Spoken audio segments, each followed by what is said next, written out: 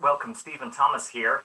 And as everybody knows, he's given us a lot of advice for a long time, and he's spot on called the market last year, and we're looking forward to getting some good advice this year as well. Thank you. Well, wonderful. Anything else need to be said, Kimberly? No, I just thank you so much for joining us today. We really appreciate it, and we love to hear what you have to say. And Brian's right, you were spot on. So we're looking forward to hearing what this year holds for us. Wonderful, wonderful. Okay, so I'm going to go ahead and begin. And let's see there we go. All right, here we are. So of course, it wouldn't be a Stephen Thomas presentation without some sort of winter fun photos. So we're gonna have some fun photos to share again. And these are MLS photos once again. And a lot of them are websites that devote to making fun of what we do. But I do have agents sending me their photos as well. And this is not a local photo, but I'm gonna recommend maybe shutting the shower curtain or getting a new one. So I was told that this is for small dogs, and I have a small dog. I didn't do this, A, and B, if I did, I'd flip it around if I placed my home on the market, right? And I just subtracted $5,000 from the purchase price for this monstrosity, because I'm gonna have to fix it. And this is actually, I actually think this is Laguna Beach. It kind of goes, right? Some old cottage with plush cabinets. Pretty cool. How about this? This is fun. Yeah, you gotta look hard, because the draperies around the sink is one thing, but not the sink, but the tub. But how about by the toilet in the background? There's just so much to take in. So fantastic. Hard to believe we ever did that. The decades of the 60s and the 70s. That is something to shake your head at. So we have a fight between pillows and plants. And I think the pillows are going to win, but the seller's going to lose because they need to box up all this stuff. I can't even see this giant room, right? So Nanny was busy knitting a ceiling during COVID. And of course, wall to wall to ceiling to everything, carpet, pretty fantastic. Makes Thanksgiving and the holidays interesting at grandma's house. So first I thought this was the seller, and then I realized, no, this isn't the seller. This is just an agent that apparently is doing this part-time, right? Because he's waving at himself, because he's taking a picture of the hardest room to take a picture of, and that is the bathroom. So he literally snapped a photo of himself and gave up, right? And I'm gonna say that trampoline in any room without a helmet is probably not a good idea. And I don't understand what happened here with this room. Somebody's trying to be artsy, but I do not think that this adds to the value of the home. So I'm a quantitative economic decision sciences major from UC San Diego. I've been in the business now for 30 years, Orange County native, Capital Valley High School grad. I have 9 kids. I'm an avid runner. You guys know the story. I brought 6. My wife brought the 2 on the upper left. I adopted hers, she adopted mine, and then we had this bonus guy, Zeke, who next month, in just a few short weeks, he is going to be 3 years old. And for those of you who follow me for a long time, yes, you followed me during the whole surprise of the fact that we were even having another one, but we absolutely adore that kid. My background, we've also been all over the press, from New York to the Financial Times of London when Warren Buffett sold a house in Laguna Beach. Our company is Reports on Housing, your local real estate snapshot. It's really about, Case Shiller and other sold reports come out, and it's talking about a reflection of the past. And it's very hard to plan going forward based upon what happened in the past. And a lot of market statistics and inventory have to do with closed sales. That's not how I do it at all, or how we do it at Reports on Housing. Instead, we don't focus on the past. We focus on right now, the here and now. And that is the active inventory, the available number of homes to show today, as well as demand, that's supply. Demand is the last 30 days, a snapshot of escrow activity.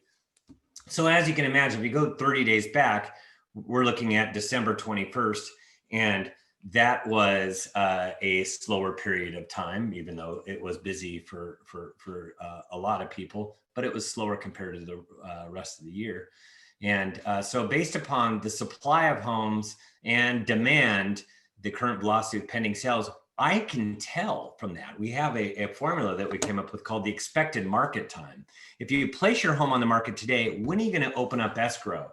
It really does give you the speed of the market. So the lower the number, the hotter the marketplace. And that's what we have been dealing with since about August. It has just been off the charts. So the reports are used for the listing presentation. It's also used for price reductions, and it is used to get buyers off the fence and into escrow. It's all about setting expectations of buyers and sellers, your neighbors, your family, your friend. Everybody thinks they have a really good idea about what's going on in the marketplace, but yet they really don't have a finite idea of exactly what's going on based upon the numbers. It's just more hearsay of what people think and what they're seeing, what their neighbors are saying, what people are saying at barbecues and holiday parties. So instead, the report is designed to give you the power back, not them talking to a neighbor or going online and trying to justify what they're trying to do. It's really irrefutable data. And that is the strength of the report. From this is during one of our Zooms, an agent said, "You got my client an extra $35,000 by showing the buyer and their agent your last report. Thanks, Stephen." And then Larry stated, "Thanks, Stephen. My clients love getting the housing report. Helped me get 3 deals accepted on Saturday, opening escrow on Monday." So you could see a lot of people are leveraging the report to help them make more money, and it's a really awesome tool, almost weapon used in their real estate toolbox. And we have reports that dot all over Southern California. LA, Orange County, San Diego, I crunch the numbers on one week, and then San Bernardino, Riverside, I do it the following week, and we alternate weeks. I happen to be today crunching the numbers tonight, and then there'll be a new report that comes out Monday for LA, Orange County, and San Diego along the coast here. So I'm going to give you a snapshot of what the reports have looked like and where we've been from the beginning of the year to where we were by the end of the year and where we are today. Bone dry supply problem. It sounds like I'm talking about today, but I'm really talking about last year at this same time. That was January 13th, so just a week ago. And really, it's not a supply problem in the terms of not enough homes coming on the market. That's the misnomer. Everybody out there thinks that we're not placing enough homes on the market, and that's the problem. That's not what the problem is. The problem is demand is juiced by low interest rates, so everything that comes on the market gets swept up really fast and into escrow as fast as it's coming on right now. And that has everything to do with mortgage rates. So last year in February, temperatures rising. We had a hot seller's market. By the time we got to the Super Bowl, that's typically when we hit our stride for the year. It's Super Bowl through about mid-May is the hottest point of the year, and then from there it slows down a tad bit during the summer market. So hot seller's market in February, but then wait, housing and the coronavirus. We had COVID hit in March, and I talked about interest rates and how interest rates were going to be what saves the day and how it's going to be the difference maker compared to Great Recession, and that we had nothing on the market. So COVID-19 cracks it did initially affect demand really swiftly. Demand started dropping like a rock. By the time it got to April, it was at Great Recessionary levels. The Great Recession that we had, those kind of levels. So we had inherent demand, which totally favored buyers. And people were right. That was the net effect on the buyer side. But on the seller side, there weren't enough homes in the market to begin with. And then a lot of homeowners did not place their homes on the market at first when we went into this thing. So there was this showdown between a low supply, which favors sellers, and a low demand, which favors buyers. So they were duking it out. But then demand started to rise because interest rates continued to drop and reach record levels. So demand was rising in May. We had a V-shaped recovery later in May. And by the time we got to June, we were hotter than 2019. So 2020 was hotter than 2019 beginning into June in Orange County, Riverside, actually all of Southern California.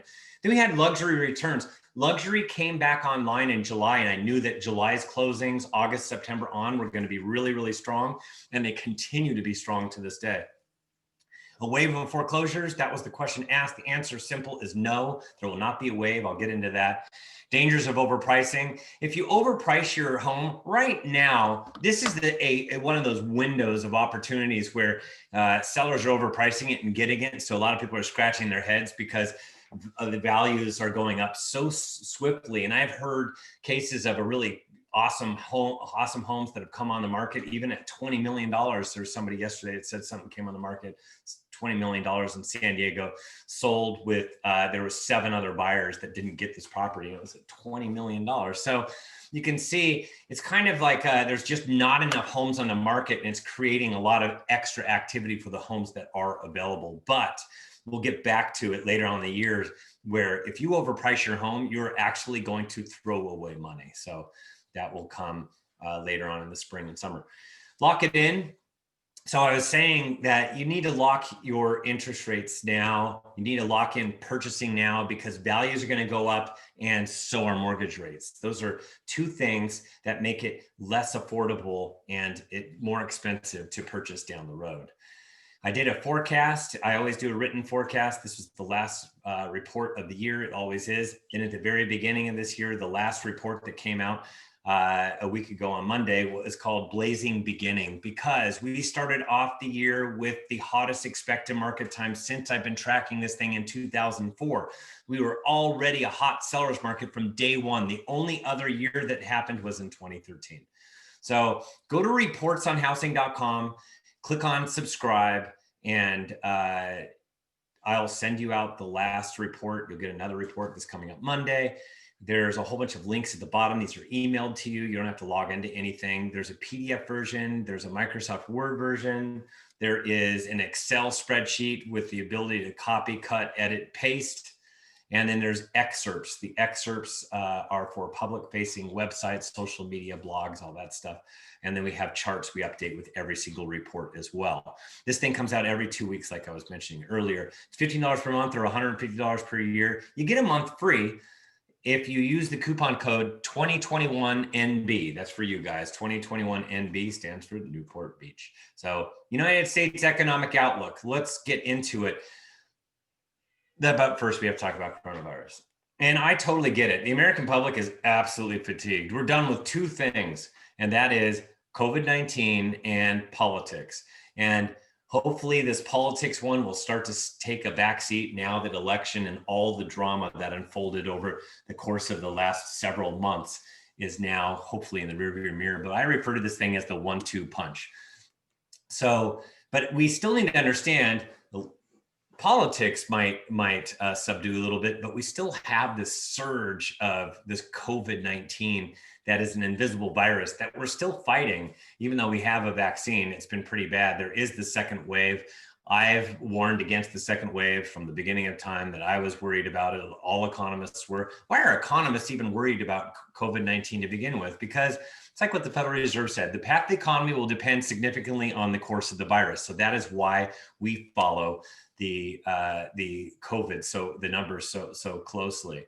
So I'm only going to get into a few numbers. I used to go deeper, but I got so exhausted like everybody else. I'm just going to gloss over it all. As far as the United States is concerned, we're at almost 25 million cases. We should hit 25 million cases today. So that's going to be newsworthy. And if you look, we're averaging 194,000 cases per day, and that's down from where we were. We were at about 250,000, almost there, and we were adding that per day. Now we're down to 194,000. But I say down, and you're going, wow, that's good. It's at least going the right direction, but you have to understand during the summertime, that was that bracket shows you where we were during the summer. That was during the Sun Belt wave, and this was the initial wave. So when we thought that this thing was huge back then, it's nothing compared to where we are with this second wave that they were worried about when it hits the fall and winter. Everybody was talking about it. And sure enough, that is what we are in the midst of right now. I used to not even include this, but I include it now because we need to get this positivity rate under control. It was hit 10% yesterday, but it has been coming down. We were almost hitting 15% positivity rate. We want this thing all the way down to 5%. So we need to cut it in half from where it is now to show that we really are getting a grasp of what's going on with COVID. That's coming, but it looks like we're not going to get to that 5% level for at least another 45 to 60 days. So California, COVID is almost at 3.1 million, averaging 33,000 cases per day. This is down significantly from where we were just about 10 days ago, but it's still a lot higher than where we were. And we were part of that Sunbelt summertime blues with COVID that hit. And we are so much higher than where we are today. We're so much higher today than where we were back then. We were at 10,000 back then. We're at 33,000. That's per day. So that's the average. That's the 7-day moving average. So as far as unlocking things are concerned, well, we're in the state where everything got locked up because we had a real problem with hospitalization and all that stuff. So you can see this is the map everywhere across. 99.9% of California is locked up. So it's only 0.1%. There's 35,000 in very rural areas that even are able to do their normal thing. Sorry. Hey, I have a guest. He can say hi real quick. There he is. It's Zeke. Say hi to the camera right there. Say hi. That's Zeke. He's going to go to, where is he going? Tanaka Farms. That's right, but left the tickets over here. So I'm not working in a normal office. I'm working in the home office, but this is my normal office now. I'm so darned used to it. I'm used to looking in a camera. And but anyways, sorry for that interruption, but you can see we're a maroon state, which means everything's locked down. It got locked down further by regions, and pretty much it's 91% of the state is locked down even further. And this had to do with ICU availability. Once it dropped below 15%, you could see ICU availability is at 0%. And that's where it's at for Southern California and for pretty much half the state. So, and you can tell when we have this much COVID that is around, it affects what people do. It will affect people as to what they normally do until we get a better handle of this. Even if we didn't have the lockdowns, it's affecting all the states that are more lax, like Florida. They're still they are just as deep as we are in this thing, and they're not as locked down as us, but they are having the same economic issues that we are enduring. The United States economic outlook. There's before the coronavirus, the numbers looked really good, spectacular, and then boom, coronavirus hit. So this is after the disease, everything fell off and looked really dismal. And we went into recession based upon the last 3 weeks of March. And then, so the first quarter was actually negative, recessionary. And then the second quarter was way recessionary. So the 2 quarters of negative growth means recession. We were there. We're already out of that mini little recession that they're talking about, but it is still it lingers to this day. But I didn't even like the name recession. Recessions are caused by one area, sector of the economy that pulls down the whole entire economy. So I was sitting, going to bed one night and told my wife, I don't like the name recession. This was the very beginning of this thing. When I knew it was going to be recession, I said, you know what, let's call it a pandestion. That's what we're going to call it, because it was the pandemic. It was a forced shutdown of the economy to save lives, period. We had never done that before. It's going to look way different coming out of this thing. It's not going to be a normal recession. But initially what happened was everybody freaked out, and the safe haven when everybody freaks out about the economy and potential damage to it is, and around the world flocks here, are their bonds. It is long-term bonds. And this is the 10-year treasury. I go to CNBC for it. I think every real estate agent and broker should be following the 10-year treasury, because this will tell you what's going on with interest rates. And you can see over time, we actually went below 1% for the first time ever. And we were above 3% back in 2018 at the end. And that's when we were hitting 5% interest rates. But then we dropped below 1%, which meant interest rates in the twos. And that is, see, and this is where we are today. It actually has broken above 1% again, but we'll get into that later. But as a result of interest rates getting below one, 10-year bonds getting below one, mortgage interest rates dropped to all-time lows, and they dropped below 3% for the first time ever. We're at 2.77%. This was actually taken as of today. We've had 17 record lows since last March. It was 2 weeks ago that we were at 2.65% was the all-time low. And then last week, it went from 2.65 to 2.79. And now it's come down a little bit to 2.77%. I'll explain what's going on later. But know that the Federal Reserve also has been doing everything in their power, from buying our paper, that's quantitative easing, buying commercial paper. They brought the Fed fund rate to zero. That is short-term debt. That has nothing to do with our 30-year mortgage. I'm going to tell you right now, do not follow the Fed fund rate to know what's going on with their interest rates. Even though they say that they're going to keep them down at zero, our interest rates are going to rise this year. So Fed fund rate is credit card debt and automobile debt. Alphabet Soup of credit facilities, they've done everything, the Federal Reserve, including throwing in the kitchen sink. And they have been very, very busy with relief packages. From on March 6th, in March, there's actually 3 packages. The one that everybody remembers, March 6th, 18th, 27th is 27th, and that is $2.2 trillion CARES Act. And then they ran out of money for small business loans, and then there was package 3.5, and that was to $310 billion to keep that going, small business loans. Then there's package 4, which at first I had a big question mark here for months, but at the very, very end of the year, after all the way from April to December, we finally got that 4th package. That was the Consolidated Appropriations Act of $900 billion. So what in the world happened? Why did we wait from pretty much March, April, all the way until December? The reason was, you have to understand that they were working on it. The House did something in May, the Senate did something different in July, the president did something completely different at the end of July that ran out in 5 short weeks, and no one could get their act together. The reason it didn't happen was because this was a voting year. And now that that was behind us, I was still concerned, and a lot of economists were. The reason why we want relief packages are pour the money out there so that we can get ourselves to the other side so the economy can churn again, and we can bankroll the United States government again. And that's what we were trying to avert, a real disaster. So what we're worried about are unemployment and people getting evicted. But the good news is you can't get evicted. Now you can't get evicted until, I believe, until the end of this month.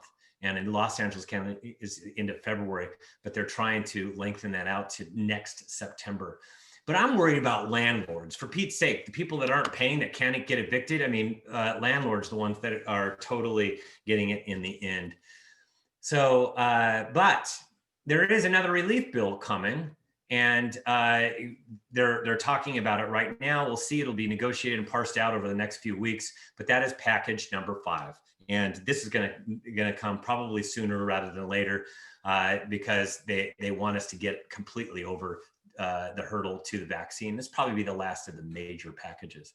So they're definitely, just know that the reason that that's able to happen is because now we have a change in the presidential administration, and Congress is entirely leaning left, although very close. So yeah, you can't even have one person state that they don't like it. So these things are going to have to be hammered out, and there's going to be a lot of compromise done.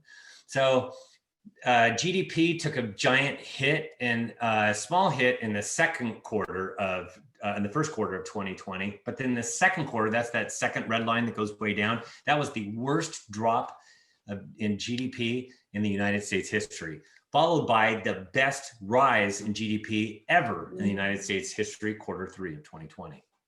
So it looked a lot like this. It went way up, then came, this is what GDPs look like. It dropped off and then came back up, and it looks like it's going to be V-shaped. But I'm here to tell you, until this vaccine has totally gotten us back to normal again, it's going to look more like this.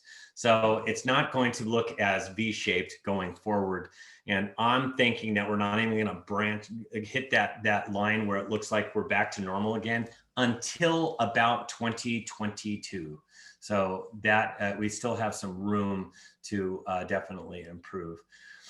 You can see it in the numbers that we've come back, but things are slowing down a little bit. Jobless rate remains at 6.7% in December. You can see out on the right-hand side for November and December, it's at 6.7%. So it went way up all the way to 15%. It kept on dropping. Then it slowed down in October. And then November, it was barely any change, and December, no change. So you can see that that's what's kind of going on. Unemployment rate has been sticky at 6.7%. And in December, we actually lost jobs. We lost jobs in March and April and lost them again in December. A lot of that is the restaurant industry has been totally hammered. And that's where we're getting that negative job thing. And where all are the unemployment? Unemployment is, from this chart, it's the younger. Unemployment is a lot higher for the less educated. And then this flips it around. This is a CNBC, the others were NAR. This is the bottom wage quartile. So those are the people that are affected the most by unemployment. So who are those people? The people that are less educated, younger, and make less money. That sounds to me like renters. Disproportionately, it affects renters than any other category. So we need to understand that is a big piece of who is getting hit the hardest by unemployment. And we don't really see this much, but there are a lot of jobs out there. That's why there's so many people buying today. There's 143 million people that are gainfully employed. The problem is from that line, we've dropped and we're still off by 9.8 million. So we have some room for growth here. And a lot of this is going to happen on the other side of this vaccine. So this is where we are right now. You can see it looks really good, V-shaped, and then it's trailing off. And as far as forbearance is concerned, it wasn't dropping during the holidays, but it's starting to drop again.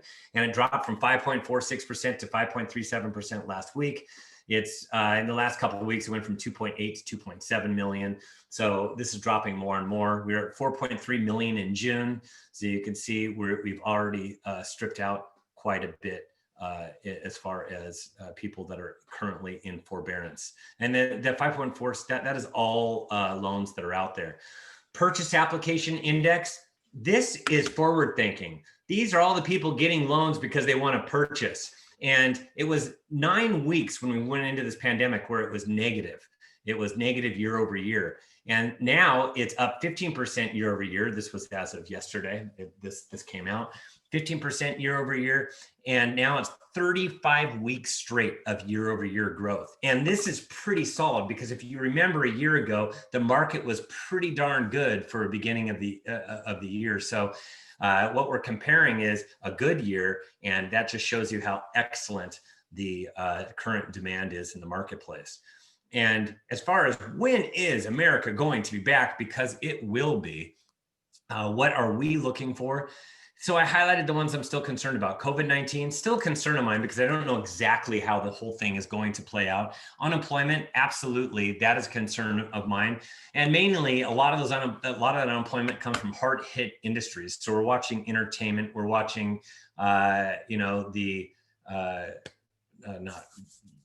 it's the entertainment industry, it's the travel industry, and the clothing, the apparel industry. Those have been hit really, really hard.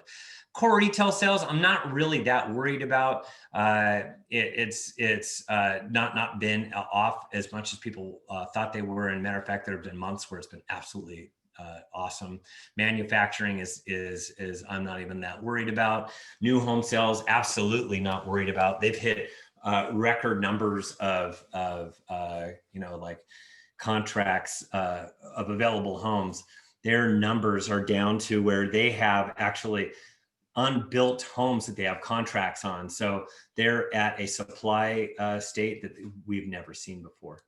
and consumption, I'm not worried about also. So we're getting there. And COVID-19 vaccine is going to be the answer. And we have the answer already with Pfizer and Moderna, and that's what everybody's getting vaccinated with. And we're tracking America's vaccine rollout. Look at this. This just shows you how many people have been vaccinated on every single day so far since the vaccines came out. So we need to see that these numbers get up, because this is way off what they originally projected. So the total doses distributed across the United States is actually 36 million, and that's fantastic. The problem is we're not getting into arms fast enough. People who received the first dose is only 16,500,000, even though there's 36 million doses that are out there. And that is the logistic logjam that they're trying to deal with, because we've never vaccinated the whole population as quickly as we're trying to do. So new home sales, and I told you, they're the highest sales rate since 2006. So new home sales is absolutely fine, as is all of residential. And speaking of residential, Orange County housing market, here we are, housing. It has been absolutely hot. 2021 is going to feel a lot like 2013. And a lot of us can't even remember what 2013 was like. But I can tell you, I remember that 2013 was was a very difficult year to operate in. And the reason was we had very few homes on the market to start with. And it wasn't until we got to about middle of March where we started to see a rise in the inventory. And when that happens, sellers think they can do whatever they want. And a lot of times they get away with it because there's just there's nobody out, there's not that many homes to compete against. So even though they got a record closed sale, about day 2 or day 3, they're asking, I think I could have got more. I think you misguided me. I think I could have got extra money. So that's part of the problem with it being so fiery hot like it is. And the other is, of course, buyers. There's so much buyer demand that they wonder, am I ever going to find a place? And it has to do with the supply and demand that is juiced by interest rates. So the Orange County housing supply, the active listing inventory, this is where we are as of January 7th. And when I draw a line across, where we were is the lowest level since tracking began in 2004.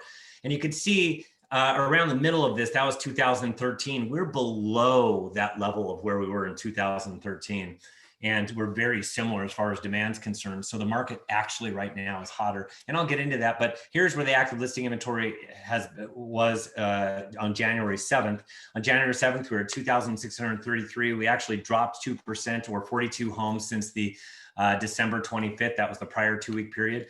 So it's always the lowest figure of the year from the very, very beginning of the year. So that's where we're going to start the year. And then last year we were at 3,901. I told you that was very low. That was 48% more than where we are at from where we are at today. So that's a lot more homes, even though last year at this time, you saw the report, it still felt like there weren't enough homes on the market. So you can tell that we just are anemic. We have nothing out there. Today, there's 2,653. This is 2 weeks later. We're at what, 0.7% more. We added an extra 20 homes on the market. It's not that that's all we added in the last 2 weeks. We're placing everything that comes on the market is being shoved right back into escrow because of the appetite of demand right now. And that's because when do homeowners typically want to come on the market? They say it over and over again. I'm going to wait till the spring. I've got news for you. January 21st is not the spring. Even though we had this hot, amazing weather last week. That was my birthday week. We had amazing beach type weather, right? It didn't matter that we had beach type weather. It's still there. We have homeowners that are not going to place their homes on the market until spring. Spring is March 20th. So in case you don't know that already, supplies during the winter time, which is the winter market that we're in, we've left the holiday market. That's where supply drops like a rock, but we're where supply slightly rises. Only slightly does it rise. So where are we going to go from here? A slight rise. I mean, you just saw it. We went up 20 homes in the last 2 weeks. That is nothing to write home about.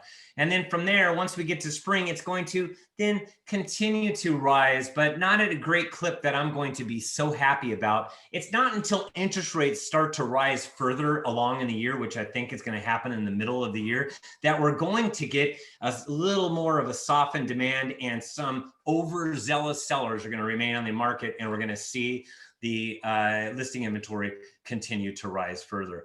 So, and I get it. You guys are all saying there's nothing on the market, Stephen. There's not enough homeowners coming on the market. But I'm here to show you, COVID-19, is it still suppressing supply? I want to show you where we are at in Orange County compared to the 5-year average by each month. In March, yes, we placed 26% fewer homes on the market.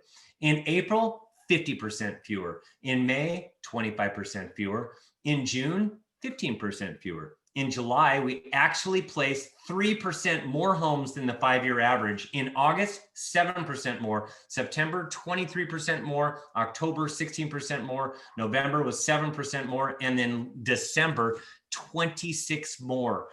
26% more homes came to the market. That is an additional 400 homes. In the grand scheme of things, it doesn't sound like a lot, but that is a lot for a month of December. So 400 was pretty huge as far as the number of placing homes on the market here in Orange County. And what is going on is everybody intuitively knows that the housing market is the strongest economic sector in the United States. Locally here in the US, actually, I'm going to argue that it is the strongest economic sector in the world. That is how strong our housing market is right now. COVID-19 is no longer suppressing supply.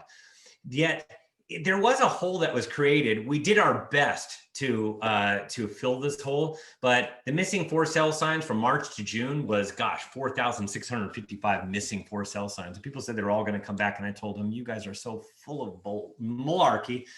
Everybody had their theories about what was going to happen, and there's going to be this rush of supply, and that never happened. And I knew it would not, because things were going to change. People, their buying patterns and selling patterns have totally evolved and changed from COVID-19. People are going to be doing things different now.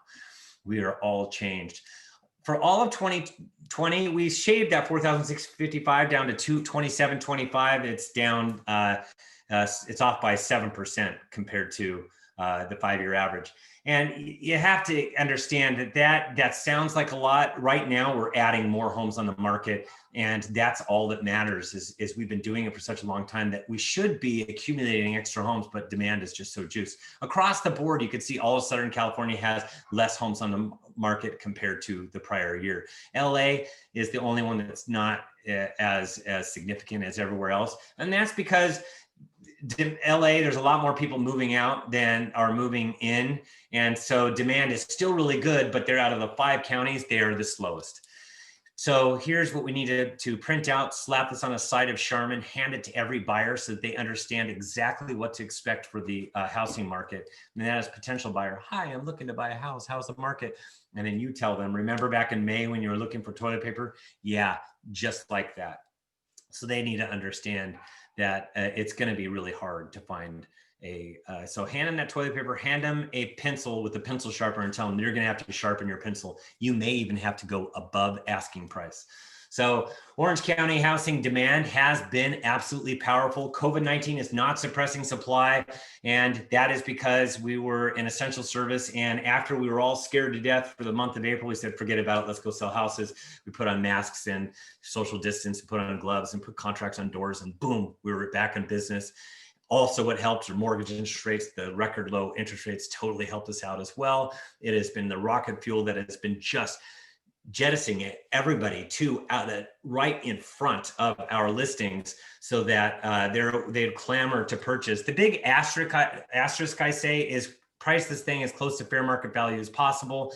I just had somebody tell me that they were on the market for 90 days in Corona Del Mar for $4 million, and they were on the market from June to September, but they're arguing that COVID was still affecting the marketplace. Well, I was able to prove with somebody that asked me to do something custom for them.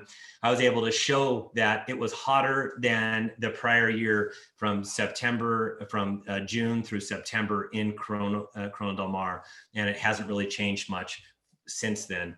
So, but really you need to price this thing close to fair market value as possible. Sellers are going to get away with it for the first 3 months in many, many cases. They're going to say, see, I told you so. And agents are going to be scratching their heads.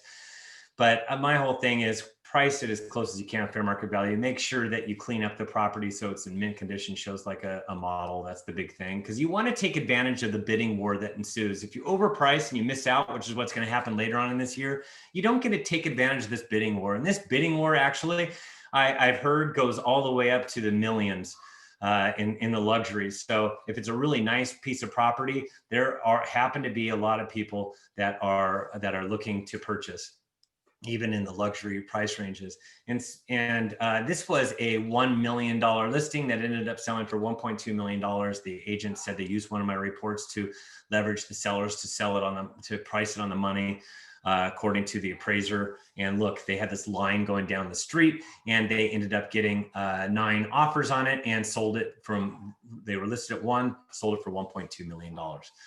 So we're going to get a lot of sold over asking, especially within the first several months of this year. This is going to be the norm. And that's kind of what I was talking about in this last report that I put together. Matter of fact, that's the picture from the last report. So this is where demand is at. This is a snapshot of the last 30 days worth of escrow activity. January 7th, 2 weeks ago, is at 1895. That was actually down 14%, or down 300 pending sales from December 25th. This is always the lowest number of the year. So understand that doesn't sound like a lot of escrows. That's because it's not, but it's a lot more than where we were at last year, where it was at 1434. So that was 24% less than where we're at January 7th. So today we're actually at 2005. It's up 6%, and we have another day. By the time we're done with today, it's going to be at 7 or 8%. Because that's why I do the numbers on Thursday, because that's how long it takes agents to negotiate everything and place it into escrow status pending or active under contract. So we're moving in the upward direction. And it's the strongest start to a year since 2013. So everything dials back to 2013, and the strongest start since 2013, and yet our inventory is less than 2013. So during the winter market, demand surges. So I'm going to show you this. This is where demand typically, we hit a peak, and it's between April and May, right around there. But that was in the middle of COVID. So instead, we moved the entire demand curve over, and we overdid it, which is why demand is going to start to look like we're off. Year over year, it's going to go negative. It's going to look absolutely spectacular all the way until we get to July. And then from July on, year over year, all the numbers across the board, and almost all economic numbers, because everybody's spring moved forward, it's going to look year over year. It's not going to look as good. So we're going to have to take that with a grain of salt. As soon as we get to March, numbers are going to look absolutely spectacular. So you can't really track year over year data. But where are we going to go from here? We're going to go up. We're going to skyrocket up until we get to March. And then from there, it's going to continue to grow. And then we're going to peak sometime in May, and then it'll start to come down. And that's what demand normally does. And you're saying, but wait, Stephen, we have a lot of closed sales in summer more than spring. You're right, because we're closing the ones in summer that we put into escrow during the spring. That is the answer. I follow escrow activity because it tells me what's going on right now today. And demand across Southern California is stronger than where it was last year at this time across the board. And we went from the holiday market. This was pretty much from like the second week of November through the beginning of through the first week of January. And that's where demand drops fast. And the supply drops fast as well. So we have demand and supply dropping really fast. And we actually had supply dropping even faster than demand. So December ended up being the hottest point of the year for 2020, which was just remarkable to me, because usually the expected market time hits its best part of the year during the month of April or May. And now we're currently in the winter market. That's where demand surges, yet supply slightly rises. We need to let our consumers know this. Then we're going to get to the spring market, which is at the end of March. And that's where demand climbs and then peaks, but the supply starts to rise. Because remember, why is it that even though we have high demand, the supply continues to accumulate, not everything's thrown into escrow?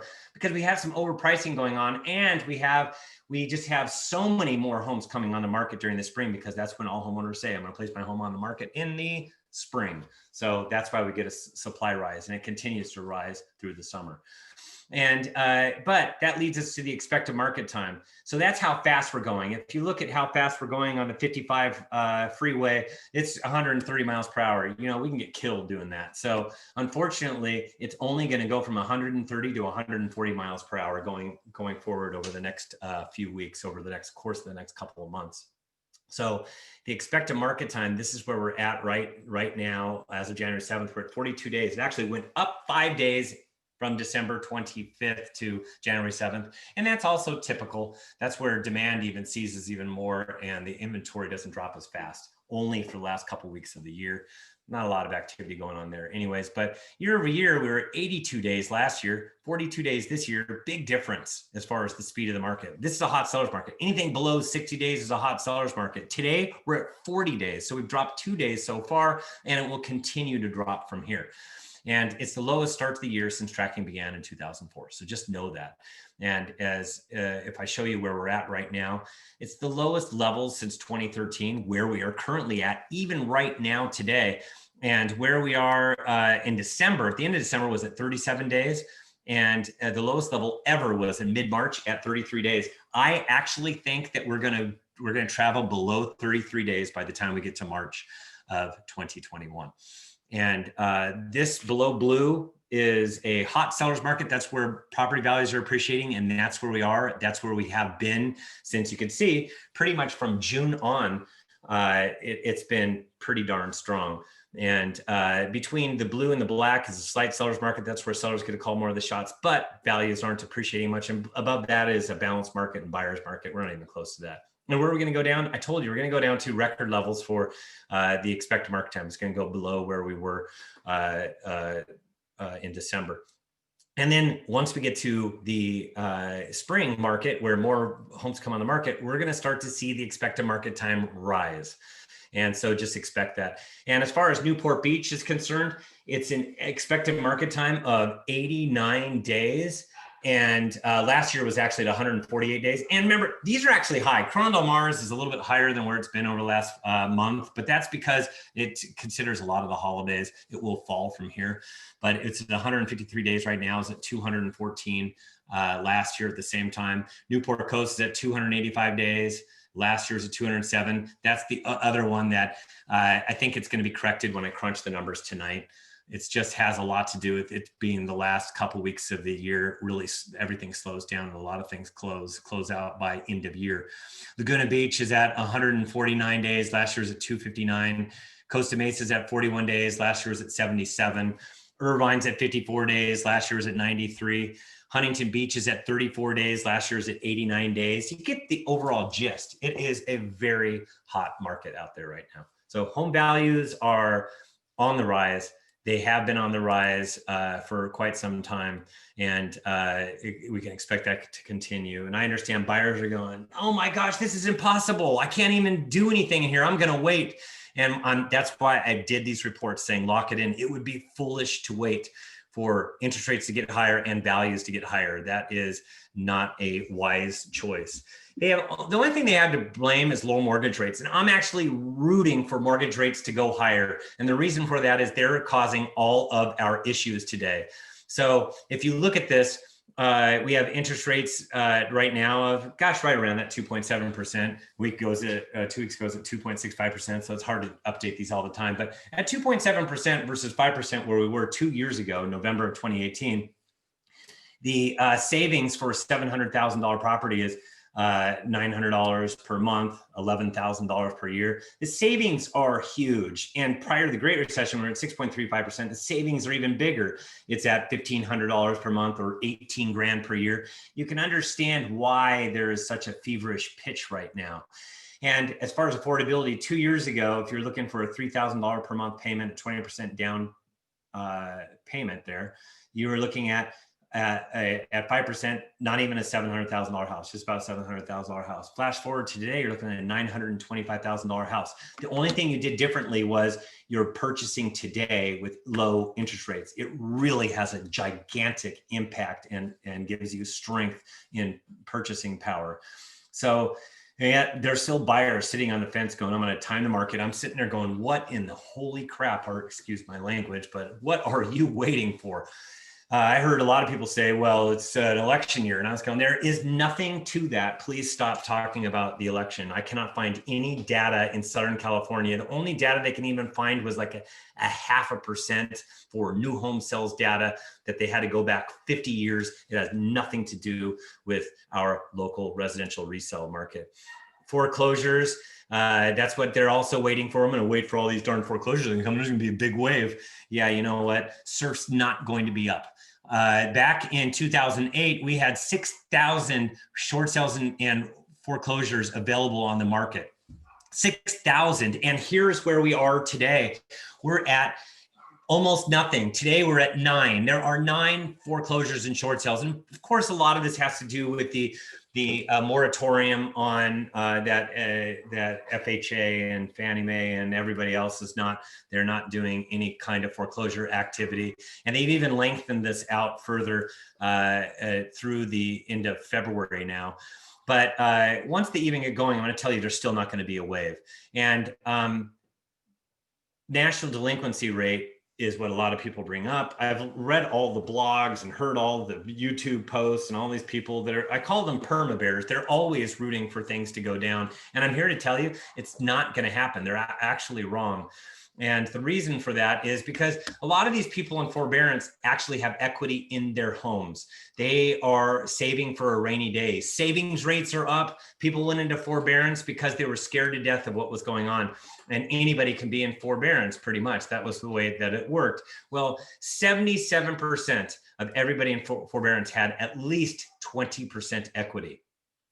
90% have at least 10% equity. That's kind of what you need in order to sell. And some of these people have been in forbearance for such a long time, they've accumulated a lot, but it's offset by how much values have come up, so that they're all going to be able to. So 90% of people in forbearance, if they push comes shove and they have to sell, they're not going to become a foreclosure or short sale. They're going to be a regular sell, and then there will be a check that is printed out and that they will be able to cash, or actually, of course, it'll be wired, but fun to give you that visualization nonetheless.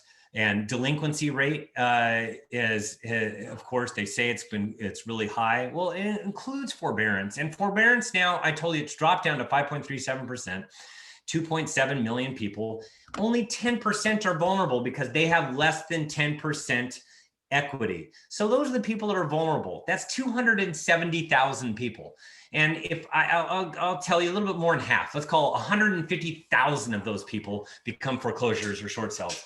A lot of them are going to find employment, and they're going to go right back to paying like they were before. But there will be some people, let's call it 150,000, and there are 1 million people in default. And you're going, holy cow, that's a lot. Well, even prior to this pandemic, there were 500,000 people that were in default. There's always at least 500,000 people. So they added an additional 500,000, and then there'll be 150,000. So now you're looking at 1,150,000 across the United States. That will take a long time, and it's nothing compared to the Great Recession. It will put our numbers from 9 foreclosures and short sales to maybe 150. So we're going to be dialing it back to about 2017, maybe 2016 numbers as far as defaults are, as far as foreclosures and short sales. It's not going to be a big part of our market. I'm going to devote a paragraph to that as soon as they come online. And I understand you're so frustrated. Yeah, but it's a recession. We are supposed to have this negative piece on our housing market. I told you before, it's called a pandestion. It totally behaves differently. And housing has been one of the biggest strengths. And as far as housing is concerned, only 2 out of the last 5 recessions were negatively affected and impacted housing. In 1991 and 2000, it was the savings and loan scandal. And in 2008, it was the Great Recession, majorly affected the house market. But we were the culprits of that. So, and you know what, because of the Great Recession, we learned from that mistake. We know what that burn feels like. So we all, as a society, as individuals, as the government, as everybody, there's a lot of solid things they did. We put on our 50+ sunscreen so we will not get burned. So we remember it's too close. So the housing stock is strong. Unemployment is something that I'm actually very worried about too. But like I told you, it's disproportionately renters. So there will be a wave. It's just going to be a tiny little boat wake. That's it. It's if you're riding your boogie board, it's not going to be surfs up. It's just going to be one of those things where you're going up and down a little bit.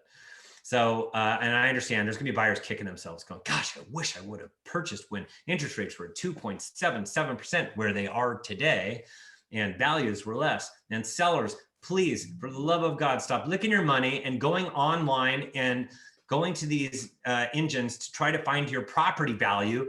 They don't know what your property value is, especially the higher the price, the more you can't price it according to Zillow or anything else that's out there. And I've heard some knuckleheads, like in Corona Del Mar, I've seen houses that are priced exactly according to their Zillow's estimate. I think that is the dumbest thing you could possibly do. Sellers feel empowered to only overprice their homes. And as a result, there are a lot of people that are still sitting on the market. This was taken as of January 5th. So this was all the people that were still on the market, even though the market is so great. And you know who it affects? Look at that. Look at it. Even 5 to 750 and 750 to million, the hottest parts of our housing, it's like a third are on the market for more than 60 days. That's what this chart shows you. So there's a lot of homes on the market for more than 60 days. So I know these sellers are waiting. Oh my gosh, when am I going to get a phone call that you have an offer for me? You know what? It might be your price. So interest rates, where are they headed? Where are rates headed? Well, since 1980, they've been heading down. And the 10-year treasury also since 1980 has been headed down, because I told you there's a stickiness between the 10-year and the 30-year. The 30-year mortgages are the orange line, the 10-year bonds are the blue line. And that's about what the average is over time. And this is what it was prior to this pandemic.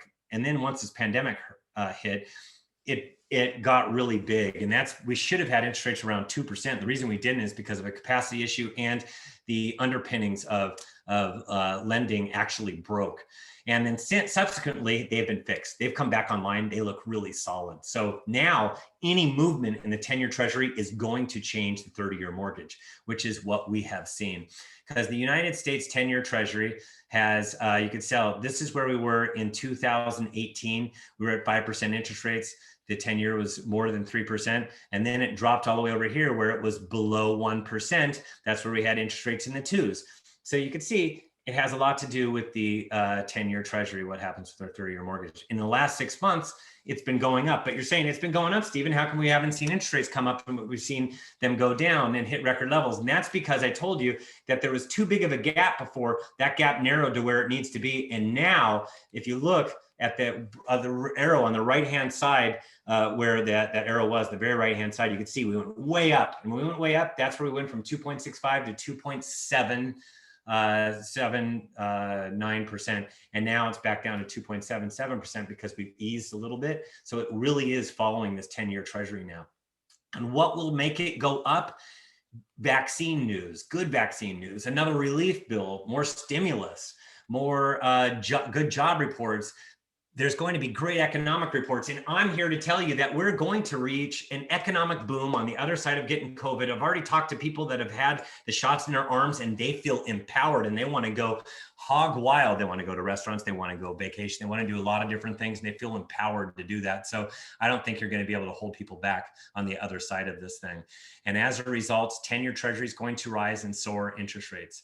So lock it in now as soon as possible, because we've already seen this thing going upward, and we're going to go from where we are today in the 2.7 range all the way up to 3.5%. So you can see that same example with $3,000 per month. You're looking at now purchasing a house at the end of the year of $835,000. That's all you qualify for when you did qualify for a $925,000 house today. So the sooner you lock, the better. So about to get to the actual forecast, but thanks for bearing with me. Just a couple things. The market overview. It's 5 bars for everything below $2 million. That means it is solid. It's a seller's market. It is extremely hot below 1.25 million. And this is only going to improve in these next coming weeks. And as far as December is concerned, it was up 25% year over year. You can see all those green lines, boom, boom, boom, boom. August, September, October, November, December, really solid. As a matter of fact, 2020, we sold more homes in 2020 than 2019. It was up 4% or an extra 1,176 homes compared to 2019.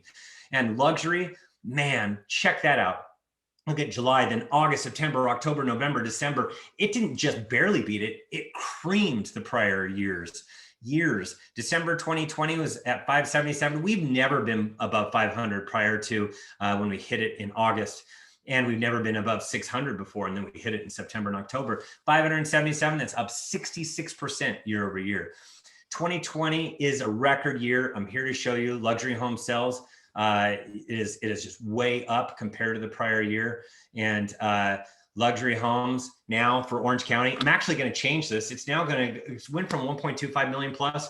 I have to change it. Now it's $1.5 million plus. So it's actually the top 10% of the market is about 1,600,000. We're a little juiced heavy on the number of luxury sales right now. So I'm keeping it at 1.5. The next threshold is 2 million. So let's forecast. I don't know what's around this corner. I didn't have a pandemic and the president of the United States and the UK Prime Minister getting said virus. So I'm so sorry. I'm going to have to slow down. I'm a little uncertain. I'm going to tell you that there's going to be UFO invasion this year. No, just kidding. But I mean, that just shows you, I mean, nobody had a clue that we were going to have this pandemic. No one was talking about it except for Bill Gates was talking about it. It could come. But my 2021 concerns are uncertainty. Definitely a concern of mine. COVID-19.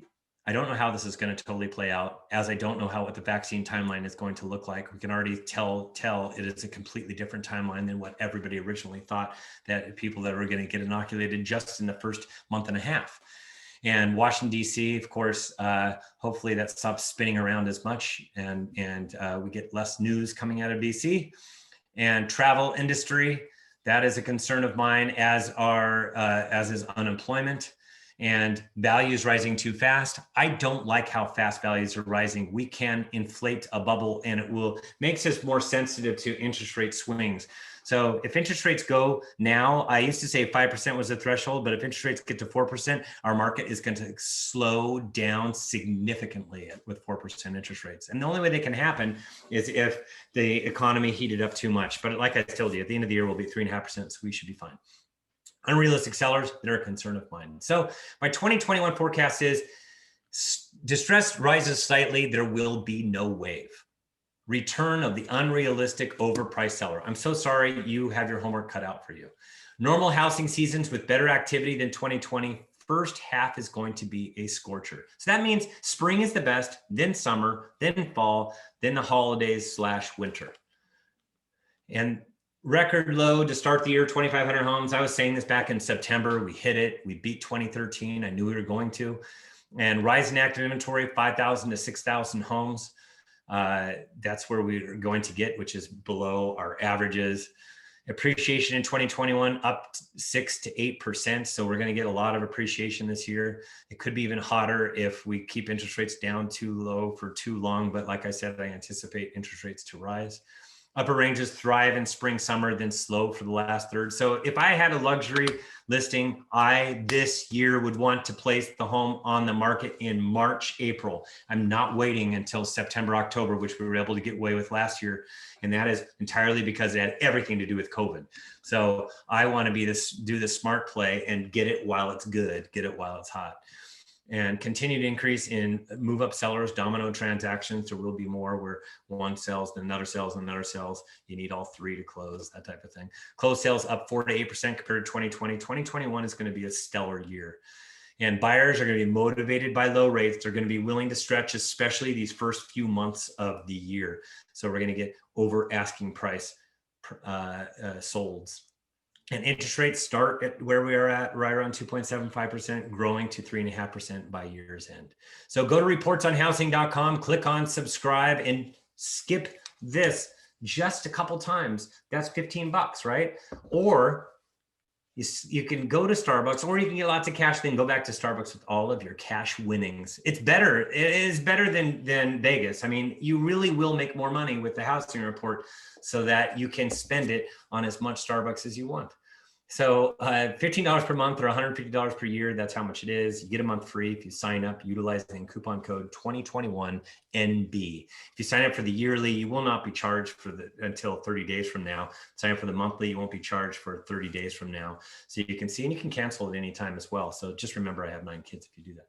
But FAQ and sample report section. We do have a sample report section to show you what our reports look like at our website. And then we have a business page, reports on housing, and we have a YouTube page, reports on housing. And now, you know what, I can open it up to any questions that you may have. I know that this is I utilized a full hour in presenting. So, but hey, if you have a question. It appears Amy Baumgardner has her hand up, so I'm going to click that she's allowed to speak. Amy, would you like to unmute yourself and ask Stephen your question? I'm so sorry. I did not mean to. No, that's okay. Do you have a Okay, I question? apologize. Okay, thank you. Thank you. I'll send a copy of these slides to Kimberly so that she can get it out to you, Devin, or anybody else that wants a copy of the presentation. I have no problem with doing that. That would be great. Thank you so much. I don't see any other questions in the chat or any other hands raised. You were very detailed in your presentation. Thank you. Absolutely. My pleasure. Well, thank you very much. Thanks for having me, Brian and Kimberly. Oh, absolutely, Stephen. I just want to say thanks again on behalf of the Newport Beach Association of Realtors. I want to thank you for the great local and national market analysis. I'm actually experiencing the extreme sellers market, and you're spot on your analysis there. So we really appreciate the information. Thank you. Absolutely. My pleasure. Have a good one. Thank you for having me. Thanks again. Bye-bye. Cheers. Bye.